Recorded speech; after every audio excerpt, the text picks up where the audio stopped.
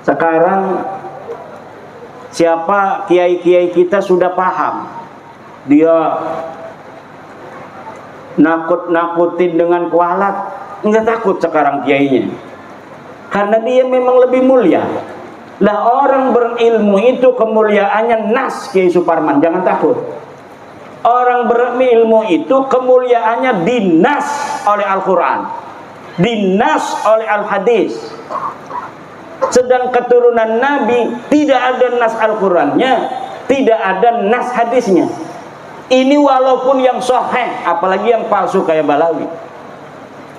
Yang sahih saja, keturunan Nabi yang sahih, kewajiban mencintainya itu tidak dinas dalam Al-Quran, tidak dinas dalam Al-Hadis. Orang berilmu takut kewalat sama Habib, ilmunya, kitabnya diborongin aja ke tukang loa.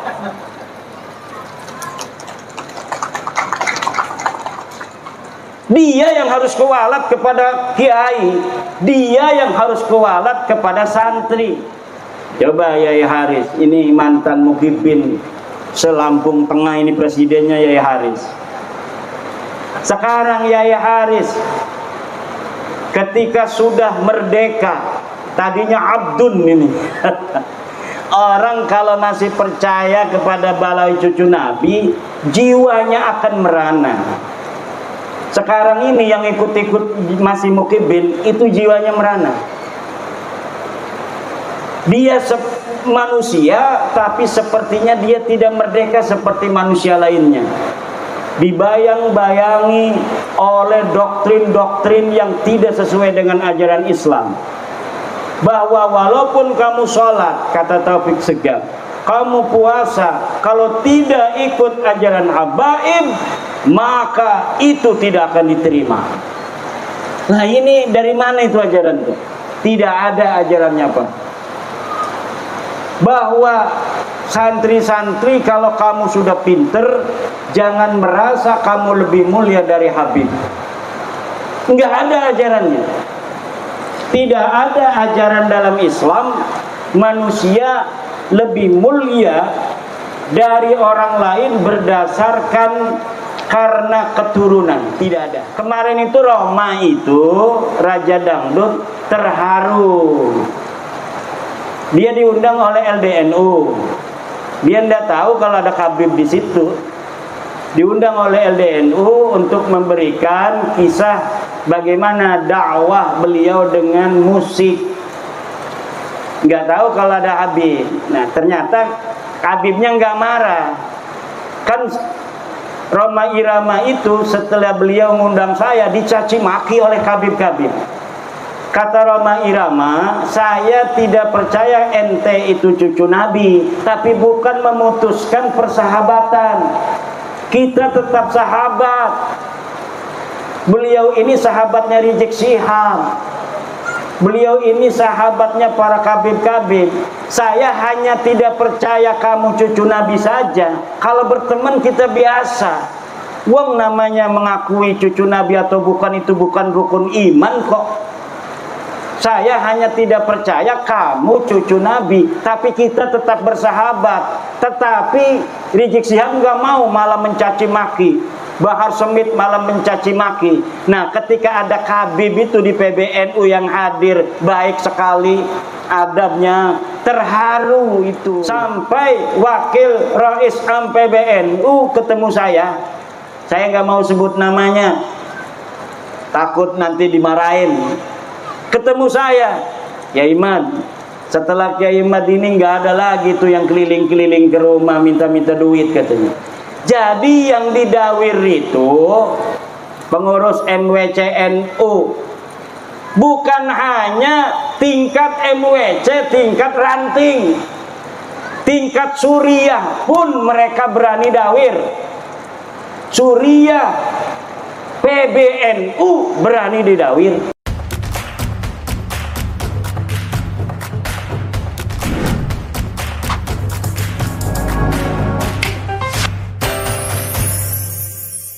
Alhamdulillahil malikil hakim al-jawadil karimil azizir rahim fattariqu ilaihi wadihun lil qasidin wad dalilu alaihi laihun lin nazirin. Wassalatu wassalamu ala sayyidina Muhammadin wa ala alihi wa sahbihi at-tayyibin at-tahirin. Allahumma salli ala sayyidina Muhammadin salatan taj'alu biha hadzal ma'hada ma'hadan mubarakan bil ulumin nafi'ah wat talamidatil katsirah wa mamlu'an bil hikmati waj'alna minal awliya'il muqarrabin wal ulama'il 'amilin ar-rasikhin al-'abidin az-zahidin al-mutawadhi'in al-maftukhin al-marzuqin al-mahbubin al-mujahidin al-tahirin. Ya Hayyu Ya Qayyum Ya Hannan Ya Mannan Ya Dayyan Ya Sultan Ya Dzal Jalali wal Ikram. Amma ba'du. Faya ashabal fadail hadaratil mukarramin, para alim, para ulama, wabil khusus guru kula sedaya saking Trenggalek, Ayahanda Ki Haji Nur Khatib Sahibil Bait,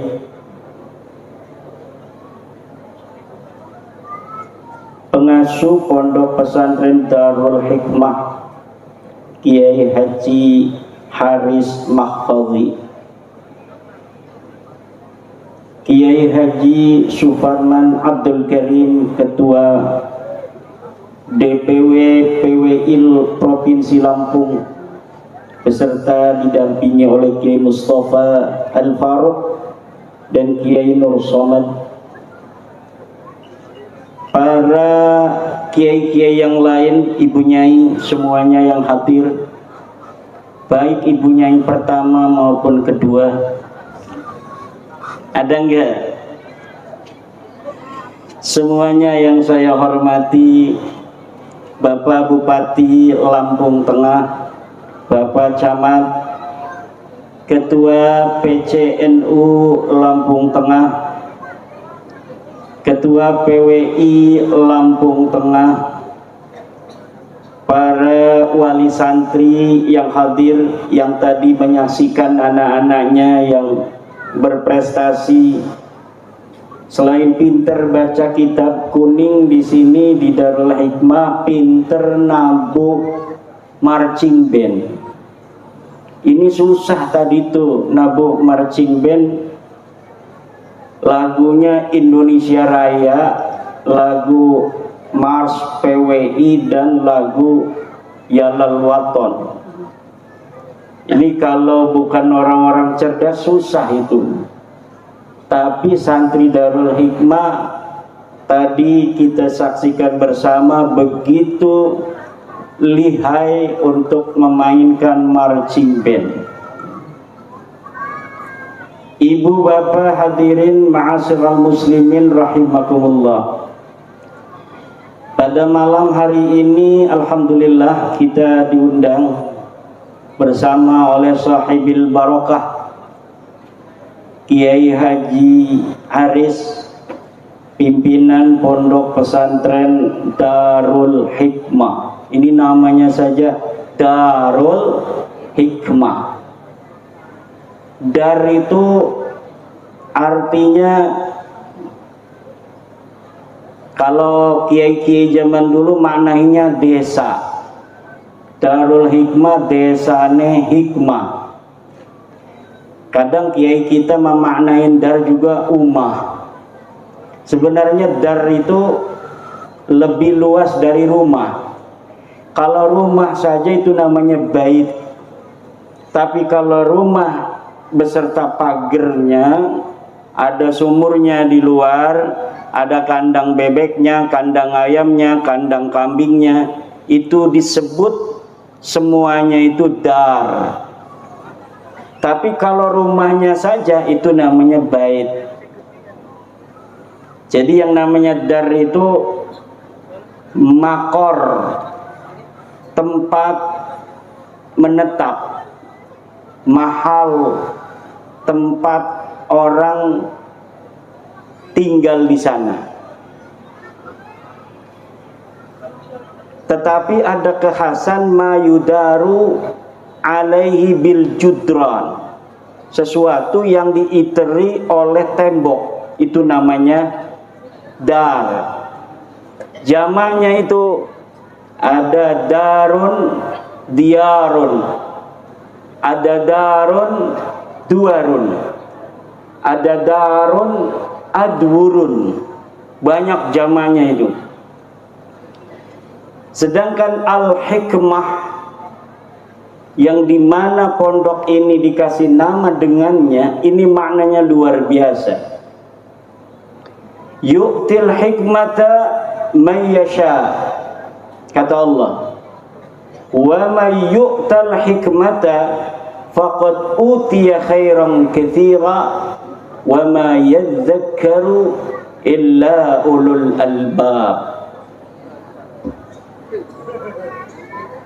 Allah memberikan hikmah kepada orang yang ia kehendaki. Dan barang siapa orang yang telah diberikan hikmah, maka ia telah diberikan kebaikan yang sangat besar, sangat banyak. Dan tidaklah mengingat itu kecuali ulul albab. Kata Syekh Nawawi At-Tanara Al-Bantani ketika menafsiri ayat yu'til hikmata man yasha, kata Syekh Nawawi, al-hikmatu al-ilmun nafi' wa fi'lus shawab. Yang dinamakan dengan hikmah adalah ilmu yang bermanfaat dan pekerjaan amaliyah yang benar, baru itu namanya hikmah. Wa mafhumul mukhalafati min qauli Syekh Nawawi At-Tanara Al-Bantani, ilmu yang bermanfaat saja tidak bisa disebut hikmah kalau orang yang memilikinya pegawaiannya orang bener. Pegawaiannya bener kalau dia tidak memiliki al-ilmun nafi' sesuai pekerjaannya, tetapi tidak dilandasi oleh ilmu, maka itu tidak bisa disebut al-hikmah. Maka al-hikmah harus murakkabun, tersusun minal ilmin nafi' wa fi'li shawab, harus tersusun dari ilmu yang bermanfaat dan dari amaliyah yang benar. Wa ma yadzakkaru illa ulul albab. Ini yadzakkaru ini asalnya yatadzakkaru, temutawaannya diganti dengan huruf dal, yadzakkaru, kemudian diidghamkan yadzakkaru, maka maknanya yadzakkaru, temutawaannya tetap hadir walaupun gak ada di dalam dhahir. Wa ma yadzakkaru, lan ora nerima ingat illa ulul albab, kecuali ulul albab. Saha anu dingaranan ulul albab, kayaknya wong Sunda nih kene iki. Ngacung wong Sunda. Aya bae wong Sunda. Jawa, Sunda, Lampung bersatu untuk Indonesia. Siapa ulul albab? Orang yang mengerti akan hikmah. Alladzina yastami'una al-qawla fayattabi'una ahsanah. Ulaika hadahumullah wa ulaika hum ulul albab. Orang yang mengerti akan hikmah hanya ulul albab. Man hum ulul albab? Siapa ulul albab? Alladzina yastami'una al-qawla fayattabi'una ahsanah. Orang-orang yang mendengarkan pendapat-pendapat orang, fayattabi'una ahsanah, maka yang akan diikuti oleh dia hanya yang baik-baik saja. Pendapat boleh banyak, tetapi yang harus kita ikuti adalah pendapat yang al-ahsan. Ma huwa al-ahsan? Al-ahsan laisa bihasan. Baik saja tapi tidak ahsan. Kalau ulul albab, maka dia akan mengikuti pendapat yang ahsan, yaitu qaulun lahu dalil, pendapat yang ada dalilnya. Pendapat yang tidak ada dalilnya matruk, harus ditinggal. Ini baru ulul albab. Alladzina yastami'una al-qawla fayattabi'una ahsana. Apa saja kita boleh dengar di YouTube, pendapat tentang apa saja, tetapi yang harus kita ikuti hanya satu, yaitu ahsana. Apa itu? Yang lahu dalil, yang ada dalilnya. Anu eueuh dalilan ulah diturutan. Ngerti teh ya? Anu teu aya dalilna diturutan. Sing ora ana dalile, kiai, itu dituruti. Ini adalah orang-orang yang akan tersesat. Orang-orang yang tersesat adalah anak-anak pramuka yang lagi mencari jejak. Ada petunjuk ke kiri, dia ke kanan. Ada petunjuk ke kanan, dia ke kiri. Makanya guru-guru kita ngajarin kitab kuning, itu semua santri harus pegang kitabnya. Untuk apa? Agar dia itu bisa untuk menguji dalilnya. Kalau ngaji orang tua begini, ceramah kan nggak bisa langsung menguji apa betul yang dikatakan oleh penceramah ini. Jangan-jangan yang dikatakannya tidak sesuai dalil. Tapi santri diajarkan kalau dia ngaji, dia harus punya kitabnya. Ketika dia melihat kitabnya, gurunya akan menyesatkan, maka tidak bisa. Karena dia tahu bahwa di kitabnya bukan seperti itu. Begini juga tentang segala hal yang dari masa lalu diyakini sebuah kebenaran. Ketika dalil itu telah nyata, maka yang tidak punya dalil harus ditinggalkan. Apa saja? Imam Asy-Syafi'i radhiyallahu anhu mengatakan, idza shahhal hadisu fa huwa madhhabi. Kalau sahih sebuah hadis, maka dia adalah madhabku.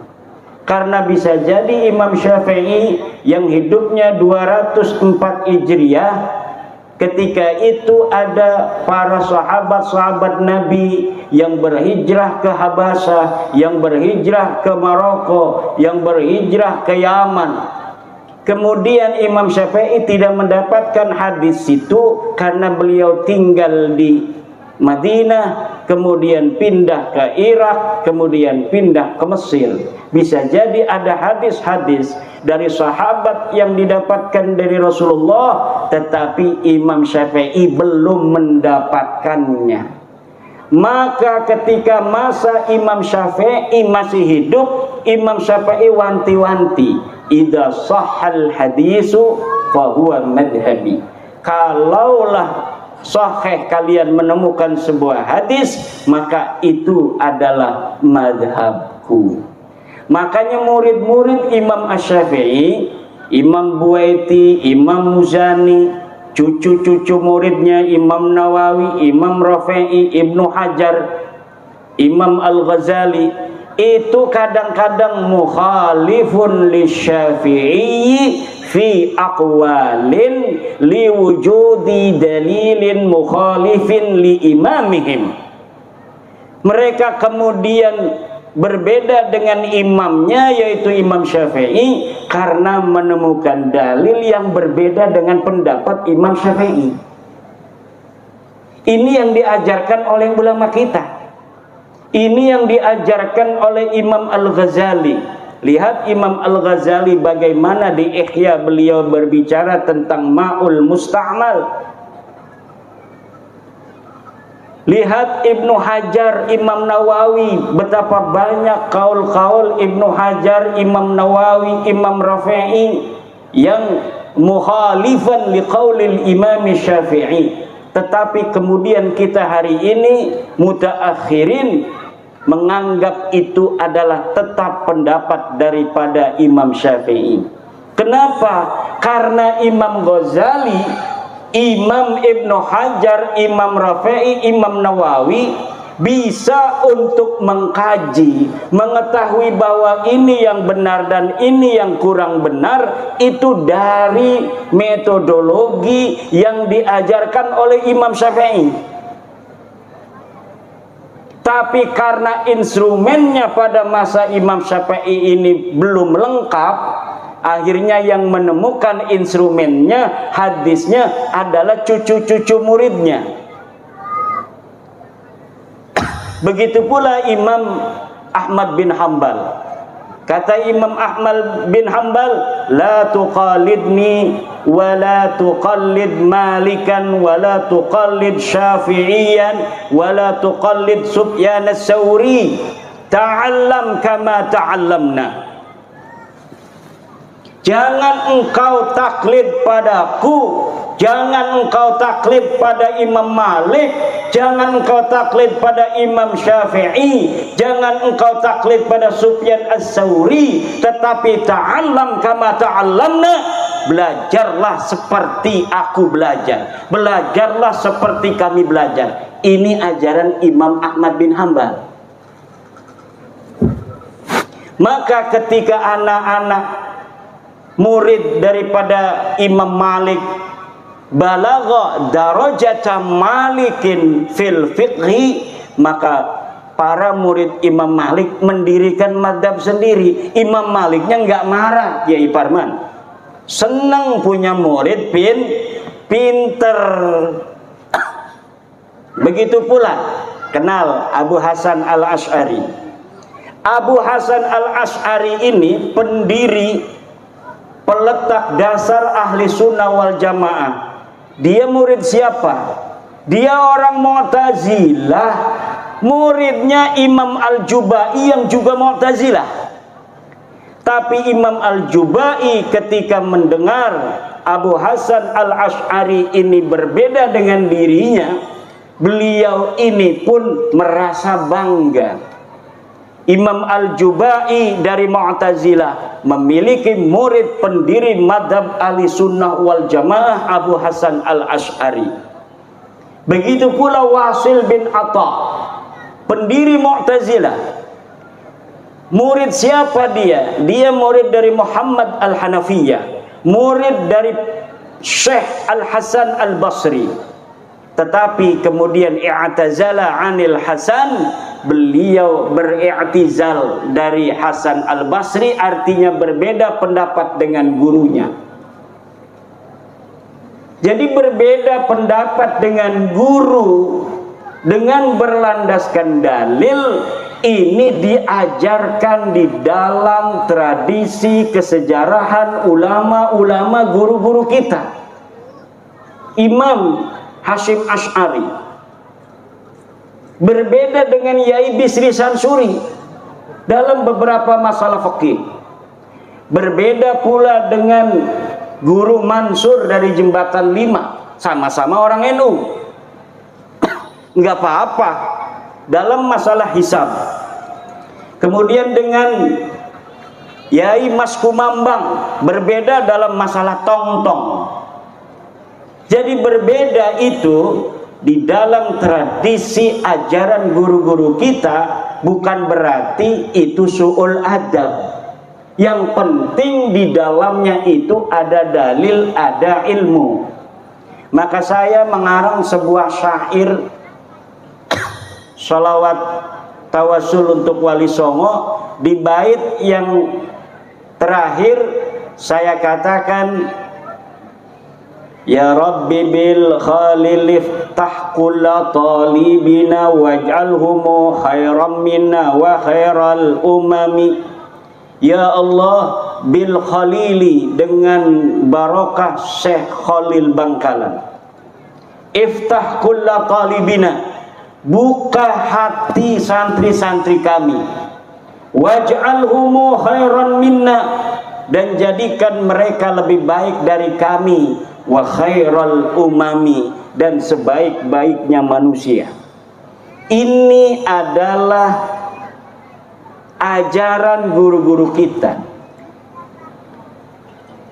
Dan sebenarnya bapak-bapak, sekarang ini kan ada orang-orang yang berpendapat berbeda dengan gurunya dalam masalah fikih misalnya. Itu kemudian dianggap dia tidak barokah.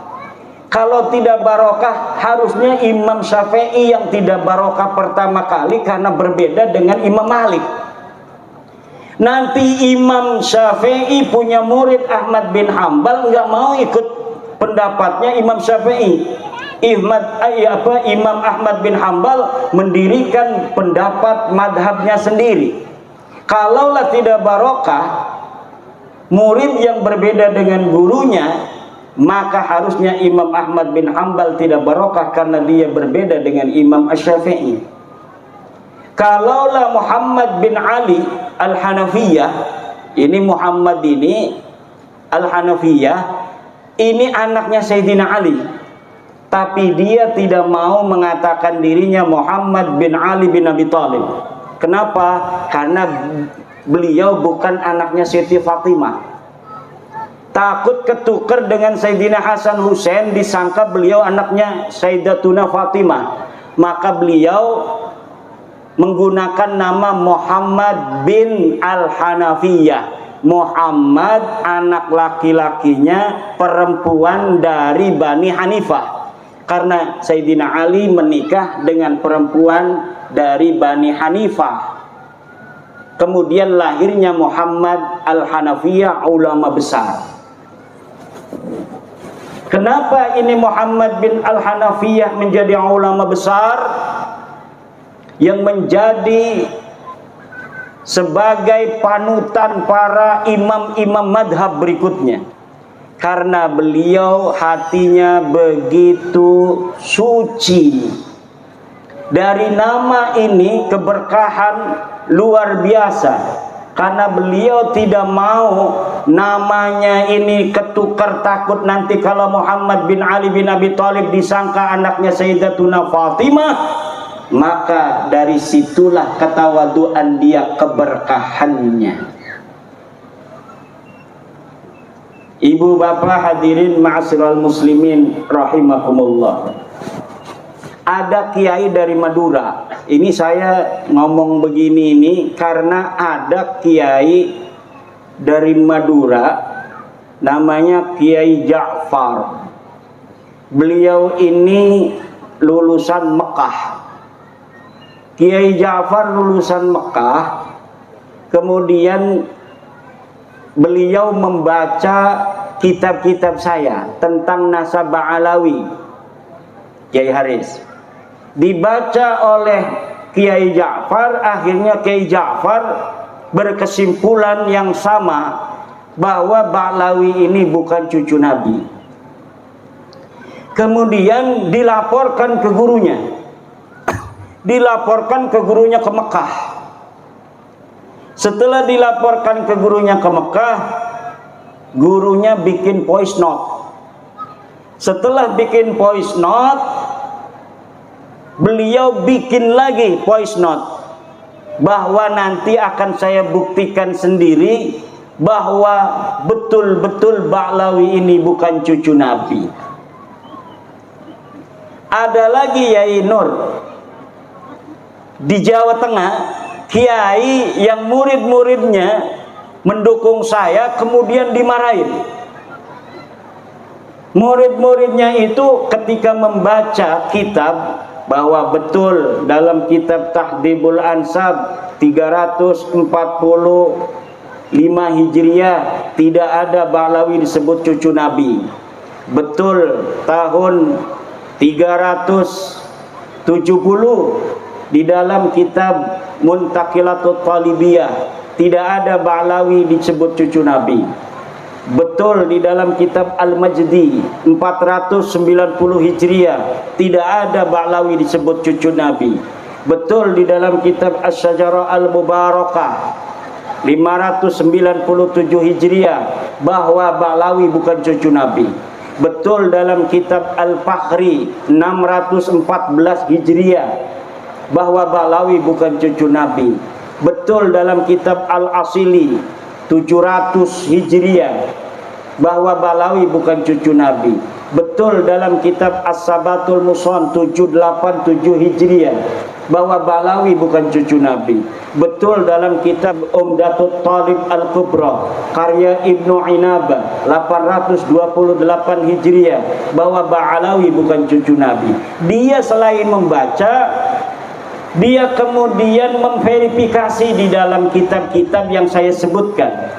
Akhirnya sekarang dia meneliti sendiri dan menurut Kiai Ja'far bahwa Ba'lawi ini memang bukan keturunan Nabi dan sebenarnya dia keturunan orang Syiah Ismailiyah.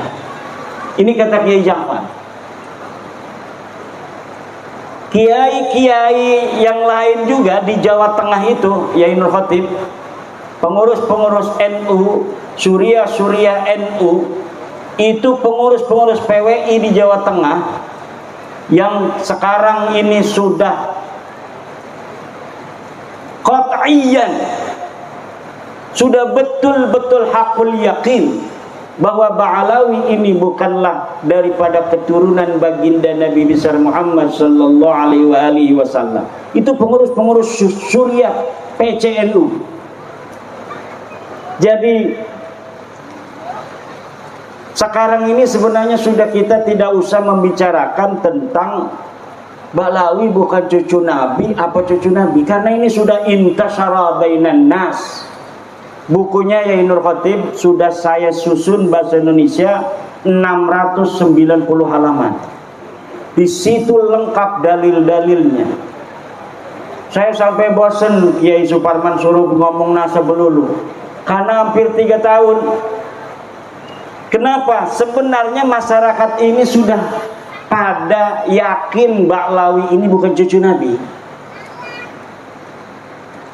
Sudah pada yakin semua. Kok masih ada yang bela? Nah, yang bela itu tinggal nunggu kecewa sedikit.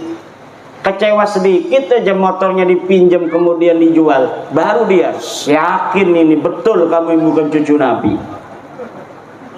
Kalau misalnya dia minjem motor, motornya nggak dikembalin. Kemarin ada juga itu di mana itu, di Madura, Habib nyolong motor, pakai sarung lagi nyolong motornya.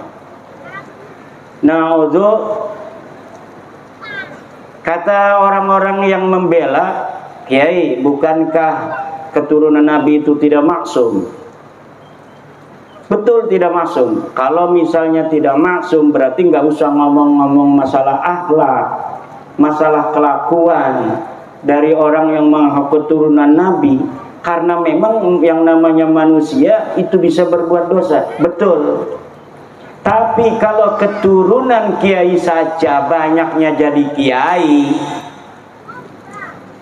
masa iya keturunan Nabi akhlaknya sama sekali tidak mencontoh Nabi, bahkan 180 derajat berbeda dengan baginda Nabi besar Muhammad sallallahu alaihi wasallam. Nabi ngomong jangan nyuri, nyuri. Nabi ngomong jangan mabok, mabok. Nabi ngomong jangan zina, zina. Nabi ngomong jangan memakan harta orang dengan batil, dia colong HP orang, dia colong laptop orang. Teman saya ini kiai di pondok pesantren di Tangerang. Dia kalau ada tamu, kan orang namanya kiai, ada tamu itu dihormati. Kebetulan di mejanya ini ada laptop sama HP. Ini si Kabib ini masuk, biasa ngomong begana begini, minta duit. Masuk ke kamar kan mau ngambil duit. Pas masuk ke kamar, balik lagi ngasih amplop, ini laptop sama HP hilang ke Nur Samad. Wah, HP saya sama laptop kemana? Enggak ada, dari tadi enggak ada laptop sama HP. Wah, saya naruh di sini katanya. Nah, untung dia rumahnya pakai CCTV. Akhirnya dia masuk ke ruang CCTV, dia lihat, ya bener dia orangnya yang nyuri itu HP dengan laptop. Ini yang terjadi. Ini sebelum bab nasab ini ya ini. Alhamdulillah setelah bab nasab ini menyebar ke seantero Nusantara, orang-orang yang dari Balawi yang dawir-dawir begini ini sudah tidak mendapat tempat. Sekarang siapa kiai-kiai kita sudah paham. Dia nakut-nakutin dengan kualat, enggak takut sekarang kiainya. Karena dia memang lebih mulia. Lah orang berilmu itu kemuliaannya nas, Kiai Suparman, jangan takut. Orang berilmu itu kemuliaannya dinas oleh Al-Quran, dinas oleh Al-Hadis. Sedang keturunan Nabi tidak ada nas Al-Qurannya, tidak ada nas hadisnya. Ini walaupun yang sahih, apalagi yang palsu kayak Balawi. Yang sahih saja, keturunan Nabi yang sahih, kewajiban mencintainya itu tidak dinas dalam Al-Quran, tidak dinas dalam Al-Hadis, adanya dalam qaul ulama seperti Sayyidi Syekh Abdul Wahab Asy'arani di dalam kitab-kitab tasawufnya. Tapi kalau kita cari dalilnya, di mana iya Syekh Abdul Wahab Asy'arani istidlalnya, ayatnya mana, hadisnya mana, tidak ada mustanadnya, tidak ada sandarannya. Tapi kalau ulama, kemuliaan ulama dinas oleh Al-Quran. Yarfa'illahu alladhina amanu minkum walladhina utul ilma darajat. Syahidallahu annahu la ilaha illa huwa wal malaikatu wa ulul ilmi. Itu dinas oleh Al-Quran kemuliaan daripada orang berilmu. Maka orang berilmu takut kewalat sama kabib, ilmunya, kitabnya diborongin aja ke tukang loak.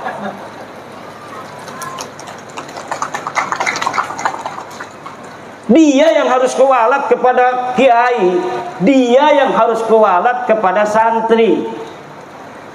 Kenapa? Ya santri tahu sendiri Kiai Haris. Walaupun Kiai Haris tadi cerita diserneni melulu sama kiai, lah memang kiai begitu.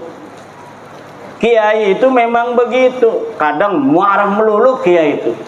Saya punya guru itu tukang marah banyak. Yang tidak pernah marah juga banyak.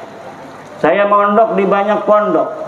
Ini Kiai Mustafa ini teman satu pondok di pondok pesantren At-Tahiriyah. Kiainya marah melulu.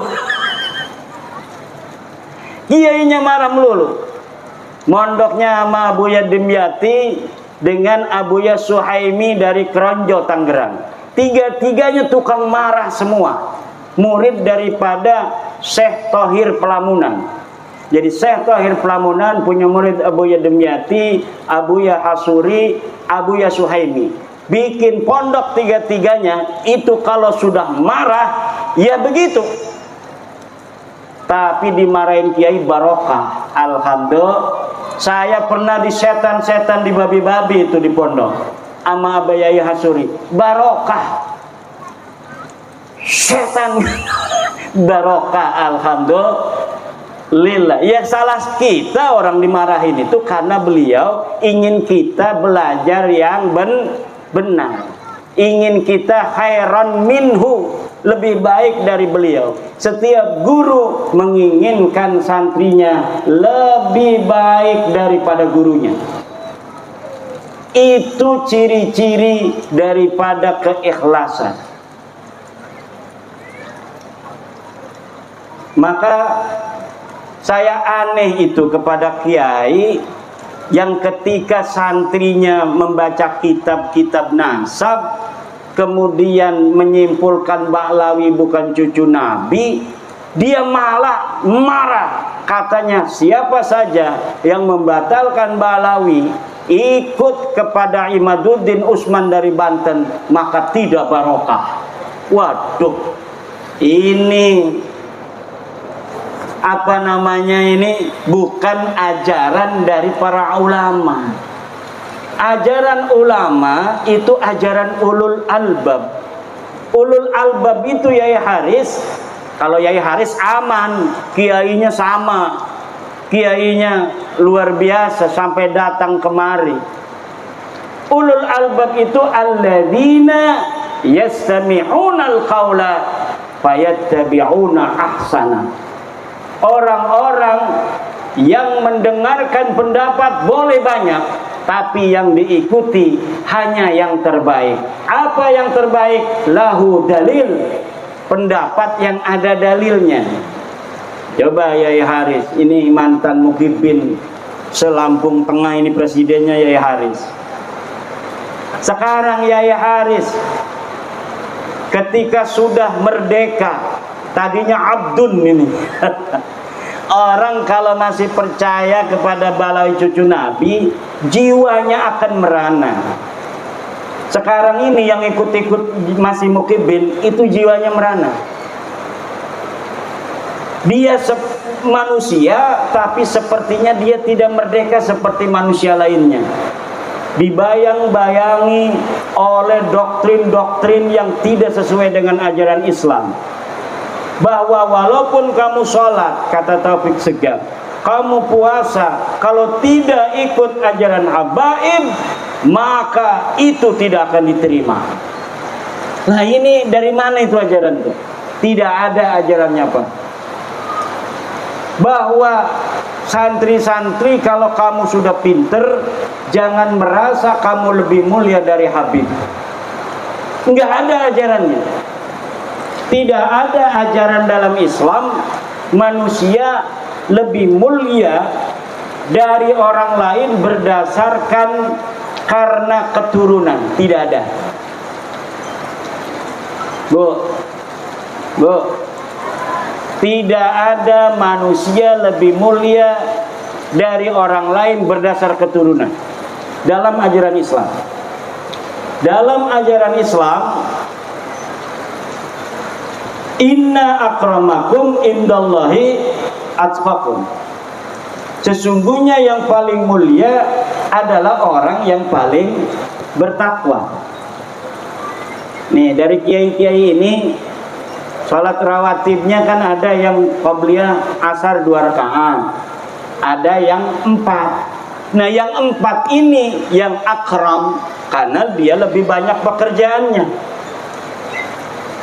Kalau misalnya ada yang tahajud 3 rakaat dengan witir, ada lagi yang tahajud 100 rakaat. Kan gak ada yang tahu ini. Yang sholat tahajud 3 rakaat nggak ngomong-ngomong sama orang, yang tahajud 100 rakaat juga nggak ngomong-ngomong, tapi yang tahu itu kan Allah. Yang tahu semuanya Allah. Maka siapa yang lebih mulia di dalam pandangan Allah? Orang yang tahajudnya 100 rakaat. Kenapa? Karena aksaruhum amalan, lebih banyak amalnya. Siapa orang yang amalnya lebih banyak, maka sawabnya juga aksar, sawabnya lebih banyak juga. Nah, sekarang ini kita sedang memerdekakan PWI ini, Kiai Haris, Lampung Tengah bagian timur. Kita sedang memerdekakan orang-orang yang masih jadi budak. Nah, sama budak itu jangan keras. Bil mau'idotil hasanah. Kalau ada yang mau berdebat, wajadilhum billati hiya ahsan. Saya itu kalau berdebat dengan orang, ya tidak pernah marah-marah. Pernah sekali dengan Gus Fahrur. Gus Fahrur yang ketua PBNU itu. Karena apa? Udah kesel itu. Ini namanya manusia, kesabaran itu kan ada batasnya. Wah, langsung dimarahin itu kita berdua. Katanya orang-orang NU debat di depan orang, marah-marahan begitu. Ya itu sendiri tudulan. Ya kalau ketemu di PBNU mah ya biasa. Ya salam-salaman. Itu mah karena lagi kesel aja. Ibu bapak hadirin ma'asyiral muslimin rahimakumullah. Saya ini agak ngeliang ini Kiai. Dari Banten datang jam 4, langsung sebentar di hotelan di Bandar Lampung dengan Kiai Suparman, langsung ke sini. Lumayan juga 2 jam ya, 2 jam ke sini. Insya Allah kita akan sampai subuh sambil nungguin hujan ini berhenti. Siap? Sebenarnya sekarang ini ya Parman, saya senangnya dialog. Nah kalau dialog kan siapa tahu ada Habib yang datang, dia ingin apa juga mengetahui atau ingin bertanya tentang dalil-dalilnya. Karena semua dalil-dalil sekarang, framing-framing yang ada di media itu tidak ada dalilnya lagi. Saya kalau misalnya masih ada yang dirasa bahwa ini masih ada dalil, itu saya menulis. Tapi ini hanya framing-framing saja. Ada Roma Irama nangis sama Habib di framing, Roma Irama tobat. Roma Irama itu memang beliau itu wataknya begitu, itu watak orang Banten. Beliau ini kan masih keturunan Sultan Agung Tirtayasa. Orangnya kalau ditantang galak, tapi kalau dilembutin nangis. Itu ciri-ciri keturunan Sultan Banten. Jadi kalau ditantang-tantang ya makin galak. Tapi kalau misalnya tersentuh hatinya, jangankan lagi masalah yang besar, masalah kecil aja ngobrol begini ini bisa nangis kalau orang Banten. Ini kalau umpamanya lebaran itu ya enggak salah-salah banget rasanya kemarin, tapi nangis semua kalau kita salaman itu sama keluarga. Ada sepupu saya kalau jadi imam ngegerung-gerung, kalau ngobrol tersentuh sedikit ngobrol langsung nangis. Kemarin itu Roma itu Raja Dangdut terharu. Dia diundang oleh LDNU. Dia tidak tahu kalau ada Habib di situ. Diundang oleh LDNU untuk memberikan kisah bagaimana dakwah beliau dengan musik. Nggak tahu kalau ada Habib. Nah ternyata Habibnya nggak marah. Kan Roma Irama itu setelah beliau mengundang saya dicaci maki oleh Habib-Habib. Kata Roma Irama, saya tidak percaya ente itu cucu Nabi, tapi bukan memutuskan persahabatan. Kita tetap sahabat. Beliau ini sahabatnya Rizik Syihab. Beliau ini sahabatnya para kabib-kabib. Saya hanya tidak percaya kamu cucu Nabi saja. Kalau berteman kita biasa. Wong namanya mengakui cucu Nabi atau bukan itu bukan rukun iman kok.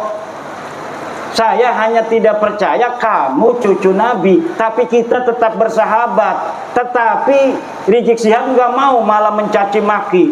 Bahar Smith malah mencaci maki. Nah, ketika ada Habib itu di PBNU yang hadir, baik sekali adabnya, terharu itu. Bang Haji Roma Irama terharu nangis karena beliau, saya kan pernah beberapa kali ngobrol. Ya kadang-kadang ngobrol sama saya nangis juga. Ngambil tisu. Ya begitu orang yang berhati lembut. Orang berhati lembut itu gampang tersentuh hatinya. Makanya Bang Haji Roma Irama itu maunya begitu. Saya batalkan nasab ente, tapi kita bersahabat. Yang biasanya minjemin marawis, ya kita minjeman lagi.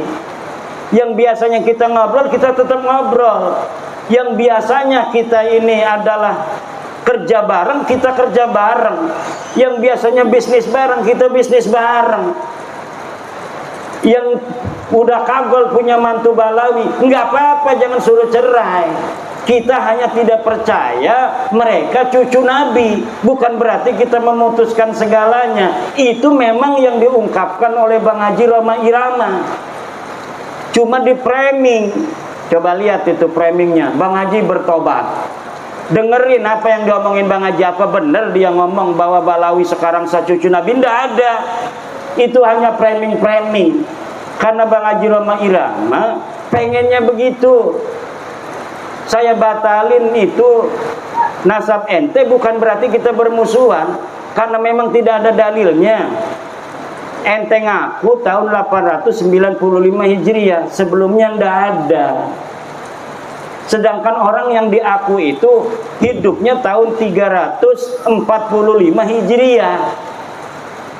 Nah, di dalam tahun 345 Hijriah sudah ada kitab nasab, keturunan Nabi dicatat semua, tapi ente nggak ada. Katanya ente turunan Ubed. Ubed nggak dicatat sebagai keturunan Nabi. 550 tahun. Di dalam kitab Silsilatul Alawiyah nggak dicatat. Di dalam kitab Tahdhibul Ansab tidak dicatat. Muntaqilatut Talibiyah tidak dicatat. Al-Majdi tidak dicatat. Itu semua di abad 5. Masuk ke abad 6 ada kitab karya Imam Al-Fahru Raji, Kiai Haris. Imam Al-Fahru Raji itu seorang ahli tafsir, ahli usul fikih. Kalau ada lafaz al-imam dimutlakkan dalam usul fikih, maka al-muradu al-imam ar-razi. Nah, beliau menulis kitab nasab. Beliau menulis kitab nasab namanya Asy-Syajarah Al-Mubarakah. Beliau menulis Ahmad bin Isa punya anaknya cuma 3, Muhammad, Ali, dan Husain. Tidak ada anak yang bernama Ubed. Itu tahun 597 Hijriah. Kemudian muridnya penulis kitab Al-Fahri itu wafat 614 Hijriah. Menulis juga tidak ada nama Ubed sebagai anak Ahmad bin Isa. Kemudian kitab Al-Asili, kemudian kitab As-Sabatul Muson, kemudian kitab Umdatul Talib Al-Kubra. Semuanya tidak ada yang nulis bahwa Habib ini putune Kanjeng Nabi. Tidak ada. Lah lamun wis mengkono niku premen kita arep dikon dipaksa-paksa ngakui. Wong kita wis ngedeleng kita belaka. Premen maning ukur urusanane. Apa kita harus berbohong gitu demi kamu? Bahwa kamu cucu Nabi, walaupun kita nggak percaya kan nggak bisa. Jadi udah, kata saya, ini udah selesai. Bahwa ente bukan cucu Nabi. Tes DNA nya melenceng di Haris. Wong India, wong Kaukasus, bukan orang Arab, nggak ada keturunan Arab sama sekali jalur laki-lakinya itu. Nggak ada. Maka udah beres aja biasa. Ayo kita bareng-bareng lagi. Yang biasanya datang tuh ke rumah saya jual minyak wangi, silakan. Saya bayarin 5.000. Yung minyak wangi 5.000 kok. Pengennya 500.000. Udah, ayo dagang. Kalau misalnya kita suka kepada barangnya, kita beli. Enggak, gara-gara ente Balawi kita suka barangnya, enggak beli, enggak bakal. Ayo kayak orang-orang biasa lagi. Bahwa ente bukan cucu Nabi itu sudah hakul yakin. Tajalla tajalliyan zahiran bayyinan. Orang yang masih percaya itu dosa besar itu, Kiai Suparman itu. Premen orang dosa besar yang menisbatkan orang yang bukan cucu Nabi diomong cucu Nabi. Itu ida bi Rasulillah. Walladzina yuduna Rasulullah lahum adzabun alim. Orang yang menyakiti Rasulullah itu akan mendapatkan siksa yang besar. Bagaimana coba orang yang bukan cucunya Nabi berbuat zina, minum-minuman, narkoba dan sebagainya, sering itu sekali ada di berita. Kemudian kita masih meyakini mereka sebagai cucu Nabi. Lalamun umpamane sing di nisbatakan orang-orang soleh semua mah nggak banyak gitu, tapi orang soleh iku mungkin bohong orang gede dosane itu.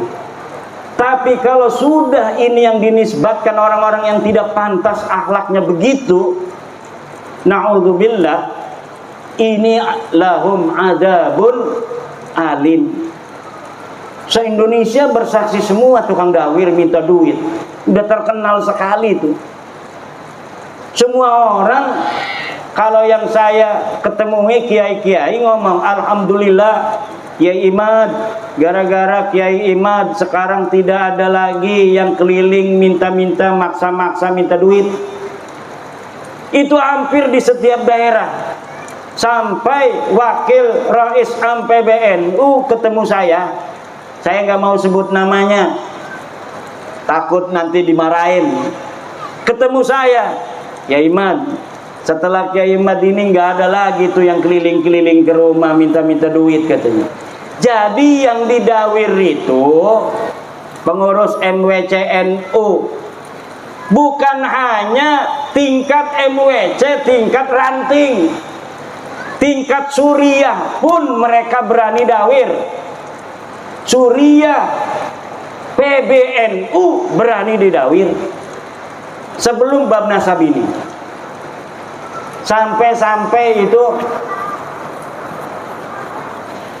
Rais Suriah PWNU Jawa Tengah, Kiai Sodakoh, saya pernah lihat di YouTube-nya.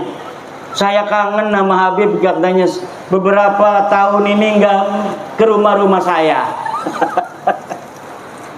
Saya pernah lihat YouTube-nya itu. Nah ini jadi bukan kiai-kiai kampung aja yang didawir, Kiai Parman, sampai kiai PWNU, kiai PBNU itu juga kena dawir. Pertama saya untuk meneliti itu bukan karena dawir, karena memang saya itu tidak berada di daerah yang sering kena dawir. Di daerah saya itu memang tidak kayak di daerah lain. Habib ada, ke rumah saya juga ada, tapi nggak berani maksa gitu. Nah kalau saya dapat cerita di Banyumas, di Kebumen, itu maksa. Makanya kiai-kiai cerita.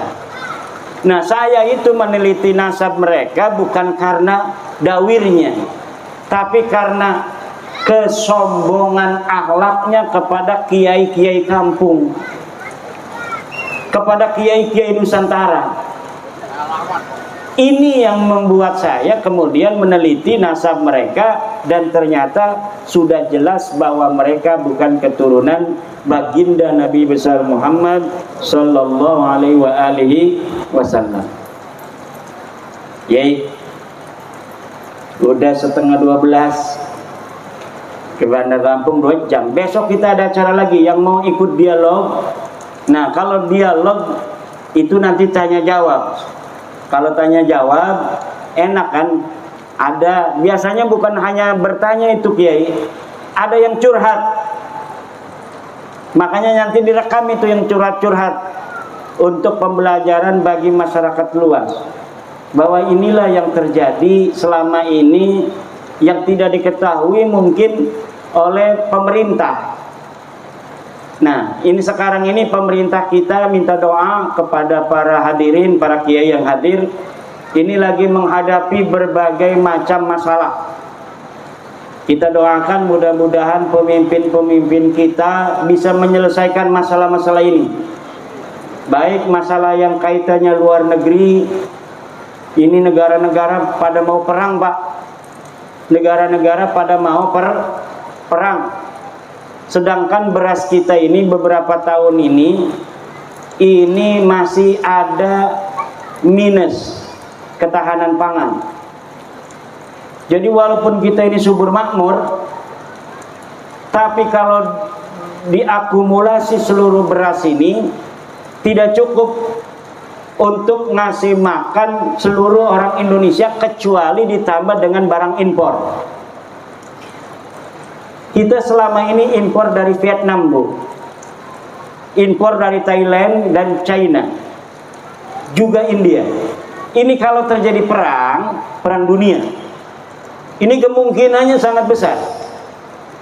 Di India tidak mau lagi jual beras, Thailand tidak mau lagi jual beras ke luar negeri, kemudian Vietnam juga tidak mau lagi jual beras ke luar negeri. Lalu kita minusnya dari mana? Sementara banyak sawah-sawah yang dibikin pabrik, sawah-sawah yang dibikin pariwisata dan lain sebagainya, perumahan. Kita ini kekurangan sawah sekarang. Presiden Prabowo sedang mengantisipasi membuat sawah-sawah baru, Kalimantan, di Papua. Cuma saya memohon juga, ini sawah-sawah yang ada jangan sampai dibikin perumahan. Itu kayak di daerah-daerah subur, Tangerang Utara, Serang Utara, Kerawang, itu daerah-daerah subur. Kita hanya tinggal nanamin padi yang bikin Sultan Tirtayasa tahun 1650. Itu zaman dulu kita itu ketahanan pangannya kuat. Ini Lampung ini kerajaannya satu dengan Banten, Kiai Haris. Lampung, Banten itu kerajaannya satu. Yang jadi penguasa wilayah di Lampung itu keturunan Sunan Gunung Jati juga Sultan Hasanuddin dari zaman dulu. Makanya itu pendekar Banten pada gemuk-gemuk di sini karena memang daerahnya sendiri. Pendekar Banten pada gemuk karena memang ini daerahnya sendiri secara historis kesejarahan. Nah, oleh karena itu kita doakan Bapak Prabowo supaya bisa mengatasi berbagai masalah bangsa ini. Dan juga kita doakan, ini adik-adik mahasiswa lagi demo juga. Demo Indonesia Gelap. Kita jangan menyalahkan adik-adik mahasiswa yang demo. Tapi juga kita tidak boleh menyalahkan pemerintah. Pemerintah ini baru beberapa hari. Jadi kita memohon kepada adik-adik mahasiswa boleh berdemo untuk mengaspirasikan apa yang ada dalam pikirannya, tapi tetap menjaga kedamaian, menjaga ketertiban bangsa Indonesia. Juga kepada pemerintah, pemimpin kita, tolong aspirasi adik-adik kita yang sedang ingin didengar untuk didengar. Kemudian apa yang bisa dilakukan dari aspirasi adik-adik kita, laksanakan jika itu logis dan memang sesuatu yang harus segera dilaksanakan. Ini kita tidak boleh, presiden kita lagi mikirin masalah global, di dalam negeri juga kemudian sekarang ini banyak demo-demo adik-adik kita Ini adik-adik mahasiswa adalah harapan yang akan jadi pemimpin bangsa kita di masa yang akan datang. Mereka lah yang akan menggantikan para pemimpin-pemimpin hari ini. Dan bapak-bapak pimpinan kita hari ini yang menjadi presiden, yang menjadi menteri, itu dulunya juga mahasiswa, yang mereka juga mungkin demo. Nah, tetapi apapun itu, kita negara demokrasi yang setiap orang menyampaikan aspirasi wajib untuk dilindungi. Maka jangan sampai adik-adik kita, Pak Polisi tolong, ada yang kemudian terluka. Dan kita memohon juga kepada adik-adik kita untuk senantiasa menjaga ketertiban. Kita akan ciptakan negara Indonesia ini negara yang aman, tentram, dan sentosa. Insya Allah dengan berbagai macam segala yang sedang direncanakan oleh pemimpin-pemimpin kita, Indonesia ke depan akan menjadi salah satu negara yang diperhitungkan dunia. Dan itu sudah kelihatan kemarin bagaimana di forum internasional suara Indonesia didengar tentang pembelaannya terhadap Palestina. Bahkan Presiden Prabowo berapi-api berpidato di depan pemimpin-pemimpin Islam. Dan beberapa hari kemudian terjadi gencatan senjata di Gaza. Indonesia ini bapak-bapak memiliki jumlah penduduk muslim terbesar, 270 juta warga Indonesia, hampir 90%-nya itu muslim. Dan dari hampir 90% muslim, 56%-nya NU. Jadi ini luar biasa. Organisasi kita Nahdlatul Ulama adalah organisasi yang terbesar bukan hanya di Indonesia, tapi juga di dunia.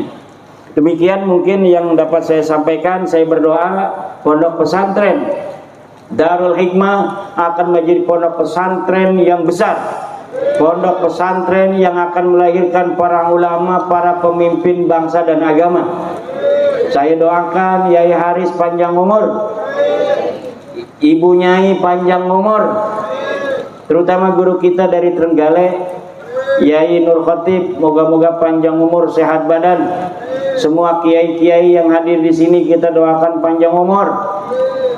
Para Laskar PWI, para Laskar Pendekar Banten, semuanya kaya raya semua. Amin. Yang belum punya istri, punya istri. Yang belum lunga haji, pergi haji semua. Amin ya Allah ya Rabbal Alamin. Dan semoga anak-anak kita menjadi anak-anak yang cerdas, sehat, panjang umur, tetap iman Islam ila yaumil qiyamah. Demikian, wallahu wal muwaffiqu ila aqwami thariqin. Wassalamualaikum warahmatullahi wabarakatuh.